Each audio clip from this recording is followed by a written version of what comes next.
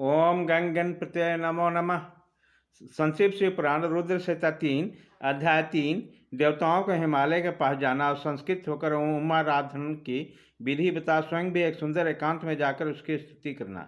नारद जी बोले, महामते, आपने मैना के पूर्व जन्म की यह शुभ और अद्भुत कथा कही है। उनके विवाह का प्रसंग भी मैंने सुन लिया। अब आगे का उत्तम चरित्र का वर्णन कीजिए।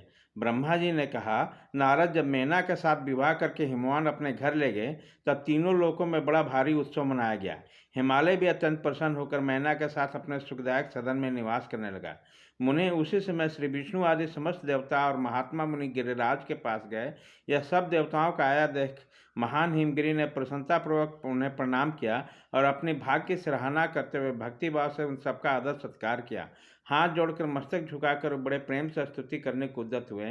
शैलराज जी के शरीर में बड़ा रोमांच आया। उसके नेत्रों से प्रेम के आंसू बहने लगे। मुने हेमशैल ने प्रसन्न मन से अत्यंत प्रेम पूर्वक प्रणाम किया और विनीत भाव से खड़े होकर श्री विष्णु आदि के देवताओं से कहा, हिमाचल, आज मेरा जन्म सफल हो गया है। मैंने बड़ी भारी तपस्या सफल हो गई है। मैं आज मेरा ज्ञान सफल हो गया और आज मेरी सारी क्रियाएं सफल हो गई। आज मैं धन्य हो गया। मेरी सारी भूमि धन्य हो गई। मेरा कुल धन्य हो गया। मेरा स्त्री और मेरा सब कुछ धन्य हो गया। इसमें संचय नहीं है, क्योंकि आप सब महान देवता एक साथ मिलकर एक ही समय यहाँ पधारे हैं। मुझे अपना सेवक समझकर प्रसन्नतापूर्वक उचित कार्य करने के लिए आज्ञा दे। हिमगिरी के वचन सुनकर सब देवता बड़े प्रसन्न हुए और अपने कार्य की सिद्धि मनाते हुए बोले। देवताओं ने कहा, महापराग हिमाचल, हमारा हितकारक वचन सुनो। हम सब लोग जिस काम के लिए यहाँ आए हैं उसे प्रसन्नतापूर्वक बता रहे हैं। गिरिराज पहले जो जगदम्बा उमा दक्ष कन्या सती के रूप में प्रकट हुई थी और रुद्र पत्नी होकर सुदीर्घ काल तक इस भूतल पर क्रीड़ा करती रही, वे ही अंबिका सती अपने पिता का अनादर पाकर अपनी प्रतिज्ञा का स्मरण करके यज्ञ में शरीर त्याग करके अपने परम धाम को पधार गई है। हिमगिरी, वह कथा लोक में विख्यात है और तुम्हें भी विदित है। यदि यह सती पुनः तुम्हारे घर में प्रकट हो जाए तो देवताओं को महान लाभ हो सकता है। ब्रह्मा जी कहते हैं, श्री विष्णु आदि देवताओं की बात सुनकर गिरिराज हिमालय मन ही मन प्रसन्न होकर आदर से झुक गए और बोले, प्रभु, ऐसा हो तो बड़े सौभाग्य की बात है। तदंतर देवताओं ने बड़े आदर से उमा को प्रसन्न करने की विधि बताकर स्वयं सदाशिव पत्नी उमा के शरण में गए। एक सुंदर स्थान में स्थित होकर समस्त देवताओं ने जगदम्बा का स्मरण किया और बारंबार प्रणाम करके वहां उन्हें श्रद्धापूर्वक उनकी स्तुति करने लगे।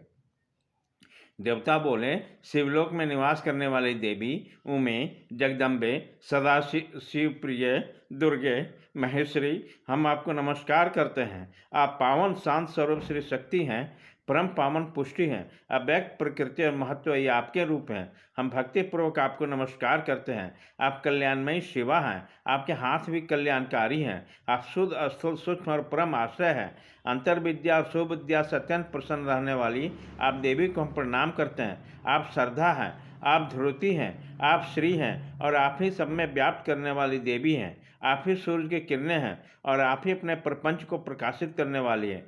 ब्रह्मांड रूप शरीर में जगत के जीवों में रहकर जो ब्रह्मा से लेकर तीन पर्यंत संपूर्ण जगत की पुष्टि करते हैं, उस आदि देवी को नमस्कार करते हैं। आप ही वेद माता गायत्री हैं। आप ही सावित्री और सरस्वती हैं। आप ही संपूर्ण जगत के लिए वार्ता नामक वृत्ति हैं और आप ही धर्म स्वरूपा बेतरही हैं। आप ही संपूर्ण भूतों में निंद्रा बनकर रहती है। उसकी क्षुधा और तृप्ति भी आप ही हैं। आप ही तृष्णा, कांति, छवि, तुष्टि और सदा संपूर्ण आनंद को देने वाली है।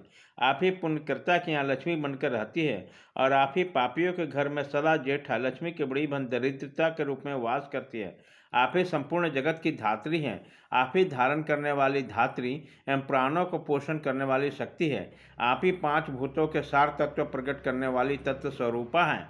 आप ही नीतिज्ञों की नीति और व्यवसाय रूपणी हैं। आप ही सामवेद की गति है। आप ही ग्रंथि है। आप ही अर्जुनमेंत की आहुति है।